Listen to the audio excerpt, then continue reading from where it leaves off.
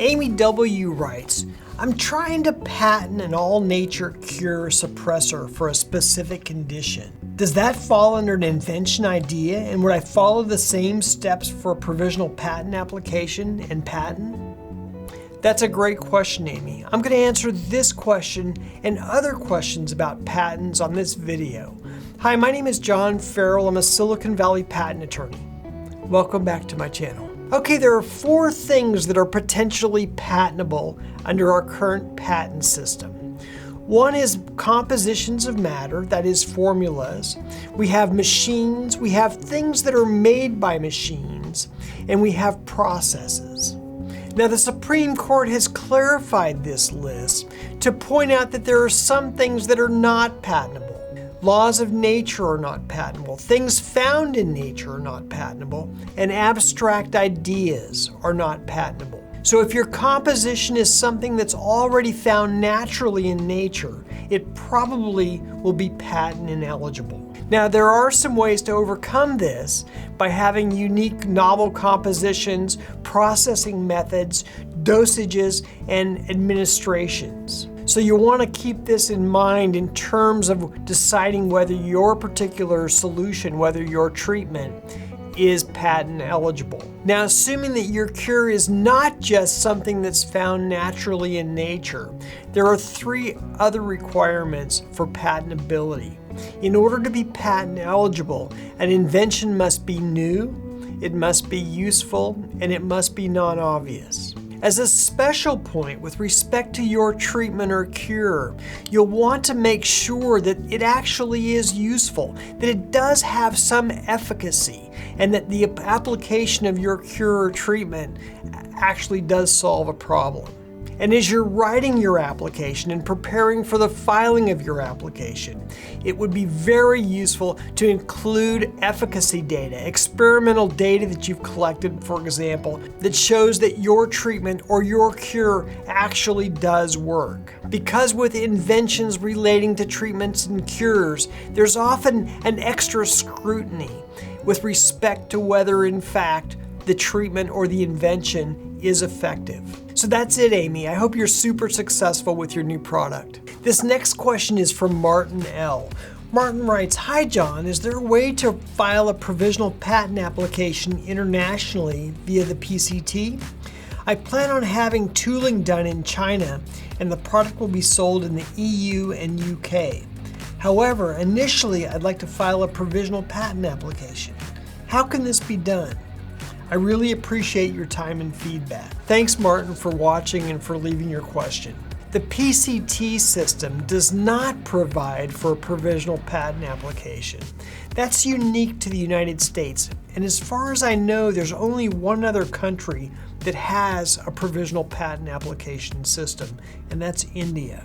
If you know of any others, please leave a message in the comment section below because I'd love to learn about it. PCT stands for Patent Cooperation Treaty, and it's a treaty among almost all of the industrial countries of the world that allow for a single patent application to be filed in a receiving office and for a common search and examination to be performed. And then after which, the examined PCT application can be nationalized in specific countries. Now, your question doesn't specifically say where you're located, but especially if you're located in the United States, you may want to consider first filing a provisional patent application in the United States. The provisional patent application gives you 12 months of priority during which you can decide what the next steps are with respect to your patent protection. Now, the provisional patent application never actually becomes a patent,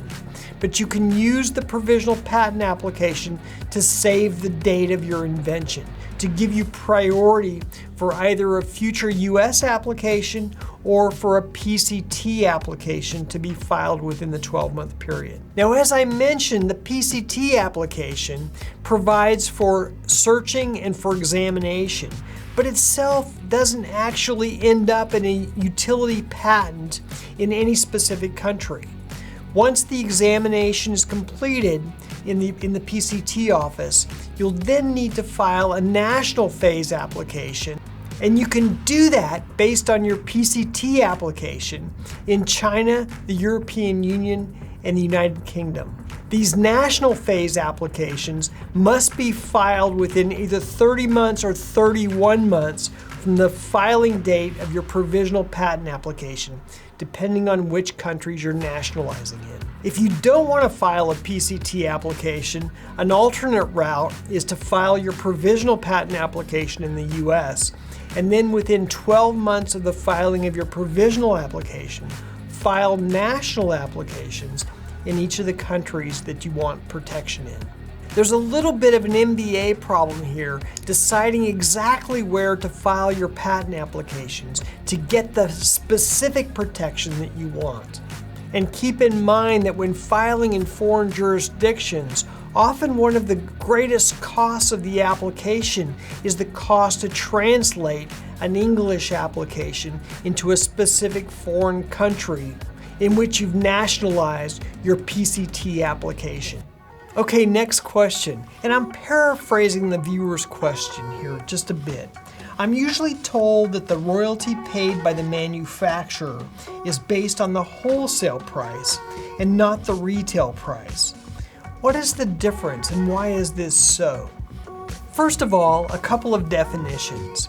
You are the inventor and you are licensing your patent to a manufacturer. Thus, you are the licensor, the grantor of your patent rights to the manufacturer. The manufacturer is receiving the rights from you and is the licensee. You are the licensor, you're granting your rights to the manufacturer or licensee. It's common practice for royalty payments paid to inventors to be based on the wholesale price rather than the retail price. The reason for this is that manufacturers typically sell to distributors who then sell to retailers who then in turn sell to the actual consumers. When there are multiple levels of distribution, we generally refer to this as multi-level distribution or multi-tier distribution. You sell your invention or idea to a manufacturer, the manufacturer builds a product based on your invention or idea, and then in turn sells that product to a distributor. The distributor's job is to find and deliver product to retailers who then sell to end customers or users. To make this process work, everybody in the chain of distribution needs to make a fair profit. So as an inventor, if a product sells at retail for $10 and you're only receiving $1.50 of that sales price, this helps to explain why the amount you receive is relatively small. Everyone along the distribution chain needs to make a profit, and this is after the product is actually built. Royalty payments are generally based on wholesale price. That is the price that the manufacturer sells product to the distributor.